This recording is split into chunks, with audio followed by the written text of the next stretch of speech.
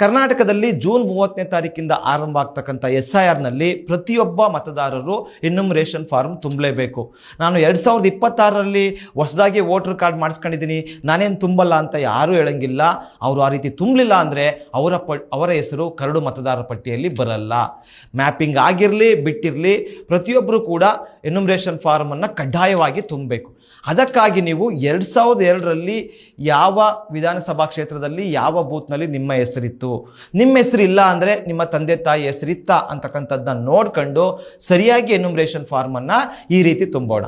ಈಗ ಜೂನ್ 30ನೇ ತಾರೀಕಿಂದ ನಿಮ್ಮ ಬೂತ್ನ BLAಗಳು ನಿಮ್ಮ ಮನೆಗೆ ಬಂದು 2 ಎನ್ಯುಮರೇಷನ್ ಫಾರ್ಮನ್ನು ಕೊಟ್ಟು ತುಂಬಲು ಹೇಳ್ತಾರೆ.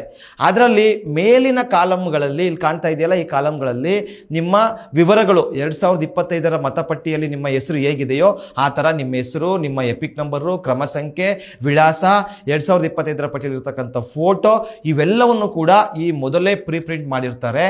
ನಿಮ್ದೊಂದು ಫೋಟೋ ಕೂಡ ಇರ್ತದೆ. ಆ ಫೋಟೋ ಸ್ಪಷ್ಟವಾಗಿಲ್ಲ ಅಂತಂದರೆ ಬಲಭಾಗದಲ್ಲಿರ್ತಕ್ಕಂಥ ಕೊನೆಯ ಕಾಲಮಲ್ಲಿ ನಿಮ್ಮ ಇತ್ತೀಚಿನ ಪಾಸ್ಪೋರ್ಟ್ ಸೈಜ್ನ ಕಲರ್ ಫೋಟೋವನ್ನು ಅಂಟಿಸಬೇಕು.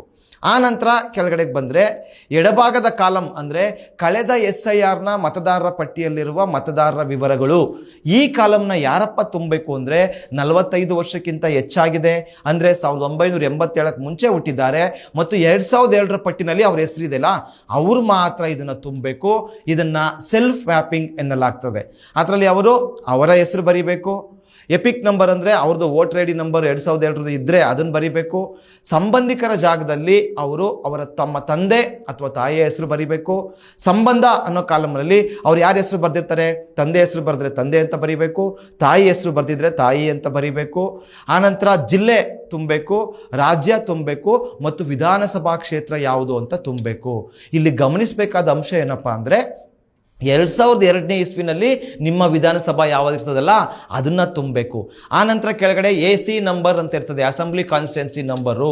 ಅಂದರೆ 2002ನೇ ಇಸ್ವಿನಲ್ಲಿ ನಿಮ್ಮ ವಿಧಾನಸಭಾ ಕ್ಷೇತ್ರ ಎಷ್ಟನೇದಾಗಿತ್ತು, 224 ವಿಧಾನಸಭಾ ಕ್ಷೇತ್ರಗಳಲ್ಲಿ ನಿಮ್ದು ಎಷ್ಟನೇದು ಅಂತ ಕೇಳ್ತಾರೆ. ನೀವು ನಿಮ್ಮ ಮತಪಟ್ಟಿಯಲ್ಲಿ ಮೇಲ್ಗಡೆ ನೋಡಿದ್ರೆ ಅಲ್ಲಿ ಅಸೆಂಬ್ಲಿ ಕ್ಷೇತ್ರದ ನಂಬರ್ ಇರ್ತದೆ, ಅದನ್ನು ತುಂಬಬೇಕು. ದಯವಿಟ್ಟು ಇಲ್ಲಿ 2025 ತುಂಬಬೇಡಿ, ಅದು ಮೇಲೆ ಈಗಾಗಲೇ ಪ್ರಿಂಟ್ ಆಗಿರ್ತದೆ. 2002ರಲ್ಲಿ ನೀವು ಯಾವ ವಿಧಾನಸಭಾ ಕ್ಷೇತ್ರದಲ್ಲಿದ್ರಿ ಅದನ್ನ ತುಂಬಿ. ಅದರ ಬಲಭಾಗದಲ್ಲಿ ಪಾರ್ಟ್ ನಂಬರ್ ಅಂತ ಇರ್ತದೆ, ಅಂದರೆ ಬೂತ್ ನಂಬರು. ನಿಮ್ಮ 2002ರ ಪಟ್ಟಿ ನೋಡಿದ್ರೆ ಅಲ್ಲಿ ನಿಮ್ಮ ಬೂತ್ ನಂಬರ್ ಇರ್ತದೆ, ಅದನ್ನ ತುಂಬಿ. ಮತ್ತು 3ನೇ ಕಾಲಮಲ್ಲಿ ಕ್ರಮ ಸಂಖ್ಯೆ ಅಂತ ಇರ್ತದೆ. 2002ರ ಮತಪಟ್ಟಿಯಲ್ಲಿ ನೀವು ಎಷ್ಟನೇ ವೋಟರು, 60ನೇ ವೋಟರ, 150ನೇ ವೋಟರ, 771ನೇ ವೋಟರ ಅಂತಕ್ಕಂಥದ್ದನ್ನ ನೋಡ್ಕೊಂಡು ಅದನ್ನು ನಮೂದಿಸಬೇಕು. ನಂತರ ಅದ್ರ ಬಲಭಾಗದಲ್ಲಿ ಕಾಲಮ್ ಇರ್ತದಲ್ಲ ಅದನ್ನು ನೀವು ತುಂಬುವ ಅಗತ್ಯ ಇಲ್ಲ. ಅಂದರೆ ಕಳೆದ SIRನಲ್ಲಿನ ಸಂಬಂಧಿಕರ ವಿವರಗಳು ಅಂತ ಏನಿದೆಯಲ್ಲ ಆ ಬಲಭಾಗದ ಕಾಲಮ್ನ ಯಾರಪ್ಪ ತುಂಬಬೇಕು ಅಂತಂದರೆ 2002ರ ಮತಪಟ್ಟಿಯಲ್ಲಿ ಹೆಸರಿರಲ್ವಲ್ಲ ಅವ್ರು ತುಂಬಬೇಕು. ಹಂಗಾಗಿ ನೀವು ಅದನ್ನು ತುಂಬ ಅಗತ್ಯ. ಅದನ್ನು ಖಾಲಿ ಬಿಟ್ಟು ಪೂರ್ತಿ ಕೆಳಗಡೆ ಬಂದರೆ ಅಲ್ಲಿ ಹಲವಾರು ಕಾಲಮ್ಗಳಿವೆ. ಅದರಲ್ಲಿ ನಿಮ್ಮ ಇತ್ತೀಚಿನ ವಿವರಗಳನ್ನ ತುಂಬಬೇಕು. ಮೊದಲನೇದಾಗಿ ಜನ್ಮ ದಿನಾಂಕ ತುಂಬಬೇಕು, ಆಧಾರ್ ನಂಬರ್ ಇದ್ದರೆ ಅದನ್ನು ಹಾಕಬೇಕು, ಮೊಬೈಲ್ ನಂಬರ್ ತುಂಬಬೇಕು, ಜೊತೆಗೆ ನಿಮ್ಮ ತಂದೆ ಅಥವಾ ಪೋಷಕರ ಹೆಸರು, ತಾಯಿಯ ಹೆಸರು, ಸಂಗಾತಿಯ ಹೆಸರು ಇವರು ಇದ್ದರೆ 3 ಜನದ್ದು ಬರೆದು ಅವರ ಎಪಿಕ್ ನಂಬರ್ಗಳಿದ್ದರೆ ಅದನ್ನು ತುಂಬಿ ಕೊನೆಯಲ್ಲಿ ನೀವು ಒಂದು ಸಹಿ ಮಾಡಿ BLO ಹತ್ರ ಒಂದು ಸಹಿಯನ್ನು ಮಾಡಿಸ್ಕೊಂಡು ಒಂದು ಪ್ರತಿಯನ್ನು ನೀವು ಇಟ್ಕೊಳ್ಬೇಕು, ಮತ್ತೊಂದು ಪ್ರತಿಯನ್ನು BLOಗೆ ಕೊಡಬೇಕು. ಇದು 45 ವರ್ಷ ಆಗಿರ್ತಕ್ಕಂಥ 2002ರಲ್ಲಿ ಇರ್ತಕ್ಕಂಥವ್ರು ತುಂಬಬೇಕಿರೋದು. 2002ರ ಮತಪಟ್ಟಿಯಲ್ಲಿ ಉದಾಹರಣೆಗೆ ನನ್ನ ಹೆಸರಿಲ್ಲ, ಆಗ ನನಗೆ 18 ವರ್ಷ ಆಗಿರಲಿಲ್ಲ. ಅವ್ರು ಏನು ಮಾಡಬೇಕು ಅಂದರೆ 45 ವರ್ಷಕ್ಕಿಂತ ಕಡಿಮೆ ವಯಸ್ಸಿನವ್ರು ಎನ್ಯುಮರೇಷನ್ ಫಾರ್ಮ್ ಹೇಗೆ ತುಂಬಬೇಕಪ್ಪ ಅಂದರೆ ಅವ್ರದ್ದು ಅಷ್ಟೇ ಈ ಎಲ್ಲ ಮೇಲಿನ ವಿವರಗಳು ಪ್ರಿಂಟ್ ಆಗಿರ್ತವೆ. ಅದರಲ್ಲಿ ಅವರೇನು ತುಂಬಬೇಕಾದಂಥ ಅಗತ್ಯ ಇಲ್ಲ.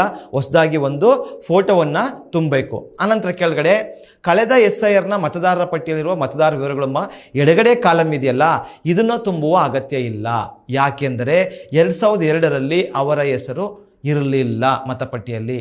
ಅವಾಗೇನು ಮಾಡಬೇಕು, ಅವರು ಅದನ್ನು ಖಾಲಿ ಬಿಟ್ಟು ಅದರ ಬದಲಿಗೆ ಬಲಭಾಗದ ಕಾಲಮ್ ಇದೆಯಲ್ಲ ಅದರಲ್ಲಿ ಹಿಂದಿನ ಅಂಕಣದಲ್ಲಿ ನೀಡಿರುವ ಸಂಬಂಧಿಕರ ಕಳೆದ SIRನ ವಿವರಗಳು ಎಂಬಲ್ಲಿ ತಮ್ಮ ತಂದೆ ಅಥವಾ ತಾಯಿಯ 2002ರ ವಿವರಗಳನ್ನು ಅವರು ತುಂಬಬೇಕು.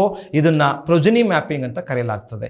ಅದಕ್ಕೆ ನೀವೇನು ಮಾಡಬೇಕು, ನಿಮ್ಮ ತಂದೆ ಅಥವಾ ತಾಯಿ 2002ನೇ ಇಸ್ವಿನಲ್ಲಿ ಇಲ್ಲಿ ಓಟ್ ಹಾಕಿದ್ರು ಅಂತ ತಿಳ್ಕೊಂಡು ಆ ಬೂತ್ನ ಮತದಾರರ ಪಟ್ಟಿನ ಡೌನ್ಲೋಡ್ ಮಾಡಿ ಇಟ್ಕೊಂಡು ನೀವು ಇದನ್ನು ತುಂಬಬೇಕು.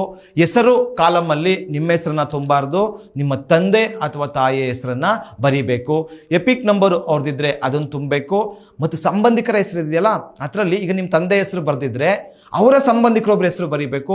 ಉದಾಹರಣೆಗೆ ನಾನೇನು ಮಾಡ್ತೀನಿ, ನನ್ನ ತಾತನ ಹೆಸರನ್ನು ಬರಿತೀನಿ. ಬರೆದ್ಬಿಟ್ಟು ಸಂಬಂಧ ಅಂತಿದ್ದಾಗ ಈಗ ನನ್ನ ತಂದೆ ಹೆಸರು ದೊಡ್ಡಯ್ಯ ಬರೆದಿದ್ದೀನಿ, ನನ್ನ ತಾತನ ಹೆಸರು ಬೊಚ್ಚಯ್ಯ ಬರೆದಿದ್ದೀನಿ. ದೊಡ್ಡಯ್ಯನವರಿಗೆ ಬೊಚ್ಚಯ್ಯ ಏನಾಗಬೇಕು ಅಂತಿದ್ದಾಗ ಅಲ್ಲಿ ತಂದೆ ಅಂತ ನಾನು ಬರಿತೀನಿ. ಆನಂತರ ಜಿಲ್ಲೆ ಬರಿತೀನಿ, ರಾಜ್ಯ ಬರಿತೀನಿ, ಅಸೆಂಬ್ಲಿ ಕ್ಷೇತ್ರದ ಸಂಖ್ಯೆ ಅಂತ ಇರ್ತದೆ. ಅಸೆಂಬ್ಲಿ ಕ್ಷೇತ್ರ ಯಾವುದಿರ್ತದೆ, 2002ನೇ ಇಸ್ವಿನಲ್ಲಿ ಯಾವ ಅಸೆಂಬ್ಲಿ ಕ್ಷೇತ್ರದಲ್ಲಿ ವೋಟ್ ಮಾಡಿದ್ರು. ಉದಾಹರಣೆಗೆ ನನ್ನ ತಂದೆ ಕೆರಗೋಡು ವಿಧಾನಸಭಾ ಕ್ಷೇತ್ರದಲ್ಲಿ ಮಾಡಿದ್ರು, ಕೆರಗೋಡು ಅಂತ ಬರಿತೀನಿ. ಮತ್ತು ಅಸೆಂಬ್ಲಿ ಕ್ಷೇತ್ರದ ನಂಬರ್ AC ನಂಬರು ಯಾವುದಾಗಿತ್ತು 2002ರಲ್ಲಿ ಅದನ್ನು ಬರಿತೀನಿ. ಅದ್ರ ಪಕ್ಕದಲ್ಲಿ ಪಾರ್ಟ್ ನಂಬರ್ ಅಂತಿದೆ, ಅಂದರೆ ಬೂತ್ ನಂಬರ್ 2002ರಲ್ಲಿ ಆಗಿತ್ತು, ಅದನ್ನು ಬರಿತೀನಿ. ಮತ್ತು ಕ್ರಮ ಸಂಖ್ಯೆನಲ್ಲಿ ನಮ್ಮ ತಂದೆ ಎಷ್ಟನೇ ವೋಟರು ಅಂತ ನಾನು ಚೆಕ್ ಮಾಡಿದೆ. ಈಗ ನಮ್ಮದು 137ನೇ booth number voter list download ಮಾಡ್ಕೊಂಡು ನೋಡಿದಾಗ 698 ನಮ್ಮ ತಂದೆಯವ್ರದ್ದಾಗಿತ್ತು, 698 ಅಂತ ನಮೂದಿಸಿದೆ. ಆನಂತರ ಕೆಳಗಡೆ ಅಲ್ಲ ಕಾಲಮಲ್ಲಿ ಇತ್ತೀಚಿನ ವಿವರಗಳನ್ನ ತುಂಬಬೇಕು. ಅದರಲ್ಲಿ ಜನ್ಮ ದಿನಾಂಕ ತುಂಬಬೇಕು, ಆಧಾರ್ ನಂಬರ್ ಇದ್ರೆ ಹಾಕಬೇಕು, ಮೊಬೈಲ್ ನಂಬರ್ ತುಂಬಬೇಕು, ತಂದೆಯ ಹೆಸರು, ತಾಯಿಯ ಹೆಸರು, ಸಂಗಾತಿಯ ಹೆಸರು ಅವರಿದ್ದರೆ ಹಾಕಿ, ಅವ್ರ ಎಪಿಕ್ ನಂಬರ್ಗಳಿದ್ರೆ ಅದನ್ನು ಬರೆದು ಒಂದು ನೀವು ಸಹಿ ಮಾಡಿ, ಎರಡಕ್ಕೂ BLO ಕಡೆಯಿಂದ ಸಹಿ ಮಾಡಿಸ್ಕೊಂಡು ಒಂದು ಪ್ರತಿಯನ್ನು ನೀವಿಟ್ಕೊಳ್ಬೇಕು, ಇನ್ನೊಂದು ಪ್ರತಿಯನ್ನು BLOಗೆ ನೀವು ಕೊಡಬೇಕು. ಇದರ ಆಧಾರದಲ್ಲೇ BLOಗಳು ಎನ್ಯುಮರೇಷನ್ ಫಾರ್ಮನ್ನು ನೋಡಿಕೊಂಡು ತಮ್ಮ ಮೊಬೈಲ್ ಆ್ಯಪ್ನಲ್ಲಿ ಮಾಹಿತಿಯನ್ನು ಅಪ್ಲೋಡ್ ಮಾಡ್ತಾರೆ. ಅದರ ಆಧಾರದಲ್ಲಿ ಕರಡು ಮತದಾರರ ಪಟ್ಟಿ ರಚನೆ ಆಗ್ತದೆ.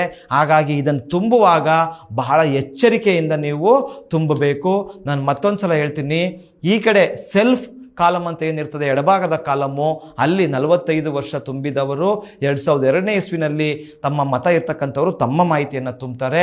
ಬಲಭಾಗದಲ್ಲಿ ಇರ್ತಕ್ಕಂಥ ಕಾಲಮು ಪ್ರೊಜಿನಿ ಮ್ಯಾಪಿಂಗ್ನಲ್ಲಿ 2002ರ ಪಟ್ಟಿಯಲ್ಲಿ ಯಾರ ಹೆಸರು ಇರಲ್ಲ, ಅವರು ಅದರ ಬದಲಿಗೆ ಅವರ ತಂದೆ, ತಾಯಿ, ಅಜ್ಜ, ಅಜ್ಜಿಯ ಹೆಸರುಗಳನ್ನ ತುಂಬಬೇಕು. ಈ ರೀತಿ ತುಂಬುವಾಗ ನಿಮಗೆ ಗೊತ್ತಾದರೆ, ಈಗ ನನ್ನ ಹೆಸರು ಬೇರೆ ಥರ ಇದೆ, 2002ರಲ್ಲಿ ಬೇರೆ ಥರ ಇತ್ತು, 2002ರಲ್ಲಿ ನನ್ನ ತಂದೆ ಹೆಸರಿದೆ ಅಂತಂದರೆ ಸ್ಪೆಲ್ಲಿಂಗ್ ಮಿಸ್ಟೇಕ್ ಇದ್ದರೆ ಅವಾಗ ನಿಮಗೆ ನೋಟಿಸ್ ಬರ್ತದೆ. ಅದಕ್ಕೆ ಈಗಲೇ ದಾಖಲೆಗಳನ್ನು ಸರಿಯಾಗಿ ಹೊಂದಿಸಿಕೊಳ್ಳಿ. ಧನ್ಯವಾದಗಳು.